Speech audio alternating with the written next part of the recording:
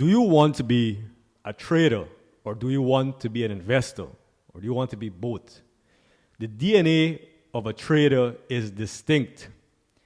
The longer you're holding a position, the more defined the line becomes between trader and investor. The investor approach to financial securities has holding periods measured in years. If you're serious about becoming a trader, I would not recommend, I repeat, I would not recommend day trading. That is flat at the start of the day and flat at the end of the day. Positions are taken during the day and liquidated by its end. Day trading and the use of only technical analysis is not the way to approach trading if you are aspiring to trade professionally. I repeat, day trading and the use of only technical analysis is not the way to approach trading if you are aspiring to trade professionally. The aim, even if you are retail trading, is to learn and replicate as much as possible from the framework of a professional trader. The core audience of this series are individuals who would like to learn retail trading from the pursuit of professional position trading.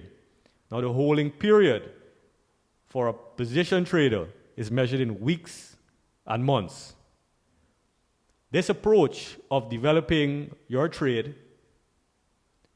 and your trade ideas from fundamental analysis and using technical analysis only to determine entry and exit and to assist determination of entry and exit into the market is a majority fundamentally driven process. Is one that I have encountered across professional traders that I've been exposed to. And if you want to learn more about my background, you can view episode 1.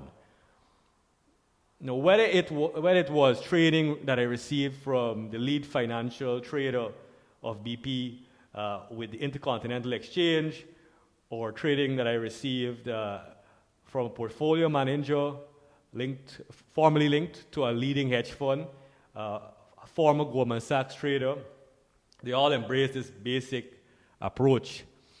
And if you're serious about this pursuit, your ideas should flow from macroeconomic, microeconomic, from company analysis.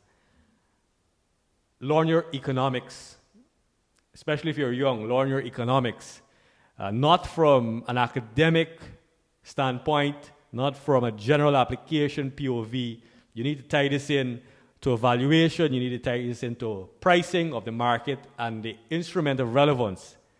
And remember, you can be a great economist, you can be a great financial analyst, and you can be an underwhelming trader.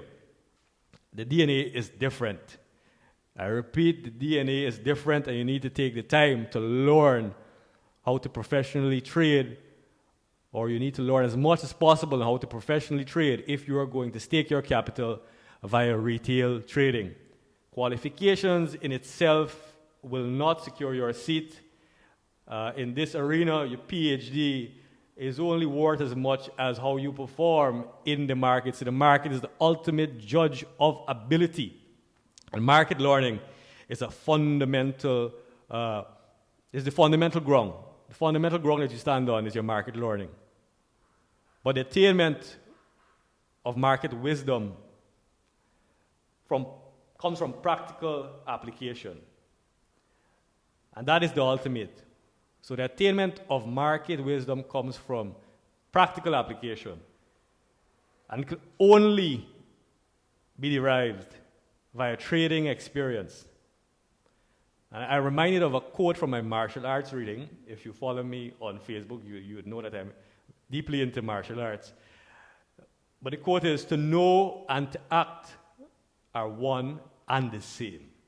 As it relates to instruments, it is beneficial to have at least an awareness of the basic features of stocks, bonds, and derivatives, even if you're focused on one particular instrument. The market is interconnected, it's interwoven. And you look at phenomenon such as triple witching and its implications on the stock market, you would understand why you need this basic understanding of stocks, bonds, and derivatives. Now, my institutional and personal trading focus is on derivatives and stocks. However, to have a full understanding of leading indicators, you need to understand the bond market and yield curves. So let's speak about the derivatives universe. And this is an area I have academic, I have government, and I have practical exposure to. At this moment in Guyana's financial history, this is a relatively foreign concept with limited local usage. One of the biggest trading operations in this country concerns the government sale of oil entitlements. Each transaction size is roughly 1 million barrels, and this physical trading of oil operation is in the US billions per year as we continue to ramp up. We don't have the local capacity to execute this, and we have opted to hire external companies to facilitate the marketing and trading operation. And this is an area that when I served in government, I had exposure to. Oil derivatives are highly relevant to the trading of the physical oil and forms the basis of risk management and hedging in this very volatile market. Now, I have, in my senior analytical role with the government, been involved in the oil marketing and trading operation, and I've also reviewed personally the merits of an oil hedging program for the government. However, derivatives can also be used to speculate, and I will speak about how I personally speculate on oil futures at a later stage, primarily based on fundamental analysis. So the first type of derivatives I have highlighted there, the oil futures, they're a part of commodity futures. And what has happened in the futures market, it is not unique to the commodity futures, it's also applicable to index trading, etc. The lot sizes of the contracts, they have new contracts that were introduced with lower lot sizes. So for example, I do trade in oil futures, and that is because I have academic trading in this, I have practical trading in this.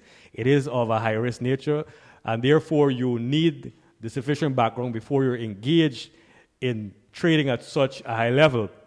But I do trade in oil futures, and you're able now, instead of trading 1,000 barrels per contract size, to trade 100 barrels, and that makes a difference because these contracts, given wherever the market is on the oil price, are substantial contracts when you look at the total exposure, but because of leverage and because of margin requirements and the nature of futures trading, it is something that you can execute with a base of, let's say, 100,000 US.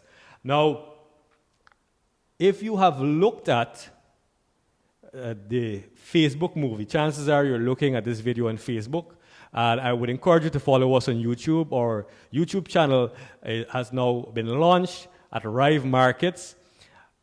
An interesting tie-in is with the Facebook story, and one of its co-founders, Eduardo Saverin, he speculated in oil futures during summer where he was away from college, I believe, and he made upwards of 300,000 US. If you remember that movie, The Social Network, you could go back and you could take a look at that interesting tie-in there. Now, the presence of financial traders in the oil market, hedge funds, and non-registered participants has grown rapidly since the early 2000s, with the market share doubling from less than 20% of all futures and futures equivalent option positions in 2000 to more than 40% in 2008. And if you looked at the first video, you know that I have an interest in fund management, and that I'm hoping and aiming and will build out a fund when the time is right. Other types of futures include, you have commodity index futures, you have interest rate futures, you have currency futures, you have weather-related futures, you have volatility futures, you have cryptocurrency futures, and for options, you have commodity options, equity options, currency options, stock index options, you have the volatility-related options, the VIX index options, ETF options, you have options on futures, you could have an option on an option, you could have options on a swap, that's called a swaption. And what we'll do is, in this series, when I explain trading strategies, I'll only focus on futures and options, and that is because of the exchange traded nature, that is because of its popularity in retail trading.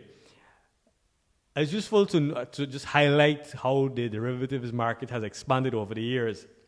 And the first organized futures market out of the US was in 1848, followed by the standardization, because these are contracts at the end of the day, of terms in the 1860s. Exchange-listed options emerged until the 1970s. And when you look at 1968, for example, you see roughly around 15 million futures contracts traded on US exchanges, and mainly on agriculture, with the oldest category being grains and oil seeds. If you look at 2021, there are no more than, in that year, 62 billion contracts traded, futures and options on more than 80 exchanges, predominantly financial products. So for financial futures, they now account for approximately 80% of all futures trading. The global derivatives market has 4x from 2001 to 2017. Now, I want to encourage you to understand what exactly you're trading.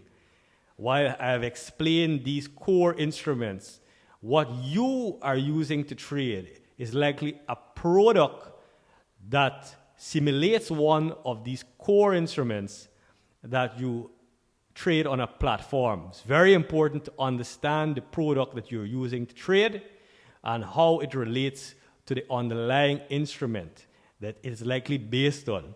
So the majority, I'm aware, will not have access to established online brokerage services, and instead you'll be utilizing, in many cases, these questionable platforms. Hopefully you're utilizing a well-regulated platform, but in the event that it is a questionable platform, regardless, please look and examine at the product that you are trading and using to trade. And especially at the time in which these platforms are very gamified, allows access to leverage, to use of great leverage. So with that combination of gamification and the short-term trading nature and your ability to have leverage, you really need to understand the product that you're using and understand when it's not one of these core instruments. Understand when you are trading in CFDs, contract for differences. I will get into that at a later stage. And when you are actually buying and exchanging a stock, understand, for example, if you're in the commodities, if you're interested in commodities and you're trading, let's say, on oil price, understand that you're spread betting. You're not in any way engaged in futures trading. And just understand the distinction, understand the core product that you're using, and ensure your platform is a respected platform. And be careful, just be careful in what you're engaged in. Now, this series will not dive into the basic explanations that you can easily find online about what we will do is launch a sister show called Explain It, and you can engage with our social media. We are now on YouTube, so please follow us on YouTube. You have us on Facebook. You have my page as well. You could ask questions related to trading and investing. You can even request a topic that you would like addressed, and in Explain It, myself or a member of my team will address the most popular questions, the most popular topics. So until the next time, see you then.